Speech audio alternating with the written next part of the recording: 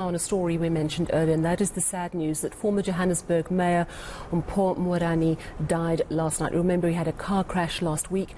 He'd been in a coma for the whole time, and sadly yesterday he succumbed to his injuries. He's going to be laid to rest on Sunday, the 22nd of May. Our reporter Lindokuhle Xulu is at the family home, and he joins us now. Hello, Linda. So, the city of Johannesburg announced that he will be buried with a civic funeral. Just explain what that means.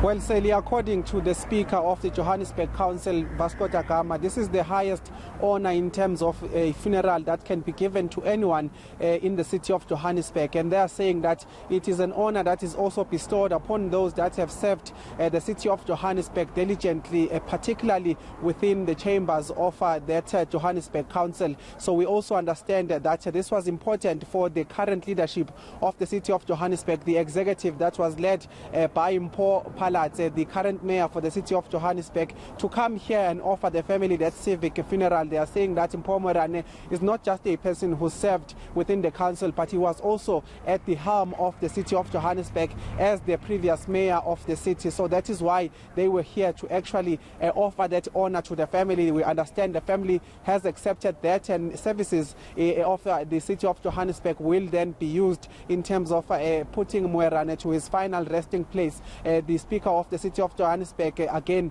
explained to us earlier on what exactly does this entail in terms of helping the family during this difficult time. A civic funeral basically is where it's a military funeral.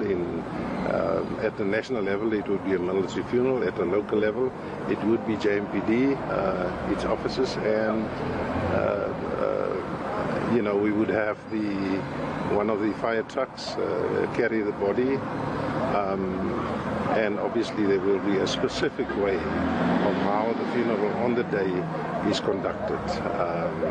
We will start on the day with basically the family and the ANC giving their respect to the late councillor, and after that it would be an official funeral which would start off with the Speaker and the necessary people from the different churches. Right, so that funeral taking place this Sunday. I know that there have been many people visiting the family home today, among them high-ranking members of the ANC National Executive Committee. Tell us more.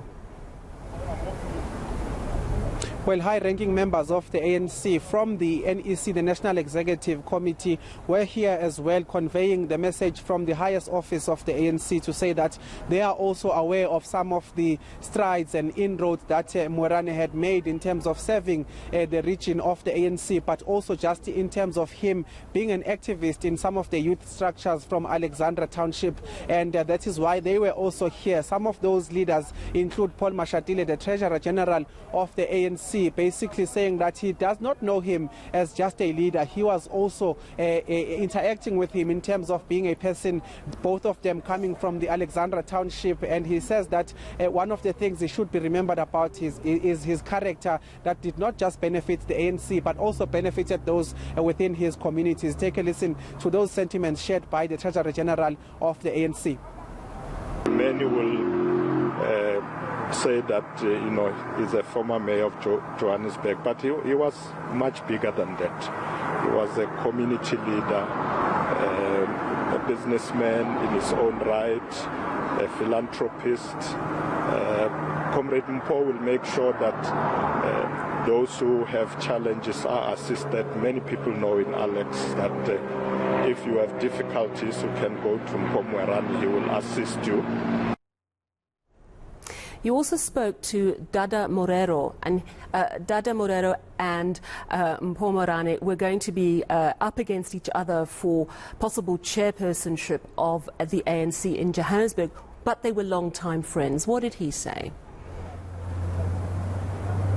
Well, he did speak about the fact that they've had to separate for quite some time. In fact, this was from November up to now. They were preparing for the conference. They were lobbying some of the branches as well as members of the ANC to obviously vote for the faction, whether it was from one for Tata Morero or one for Mpho Moerane. The position they were contesting towards this regional conference of the ANC that will be sitting on the 27th was for the chairpersonship. So they were both looking to be chairperson of this party. Tata Morero spoke about the fact that they were long-time friends, meeting as early as the 2018, and since then they've been friends. He says that despite them separating at this time of the lobbying of some of the votes that would be important for placing the new chairperson of the region, he says that he knew that they would find themselves or find each other after this particular conference. And he says that this was just healthy competition within the ranks of the ANC in the region of Johannesburg. Let's take a listen to him now, giving us a sense of some of those sentiments earlier on.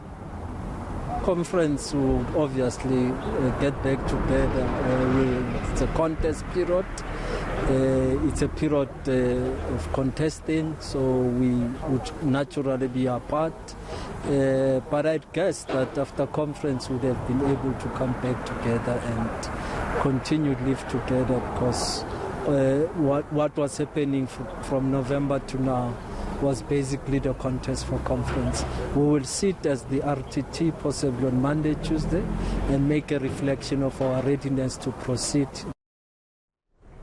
All right, well, thank you very much for that update. So, civic funeral this Sunday for the former Johannesburg Mayor, Lindokuhle Xulu, our reporter outside the family home this evening.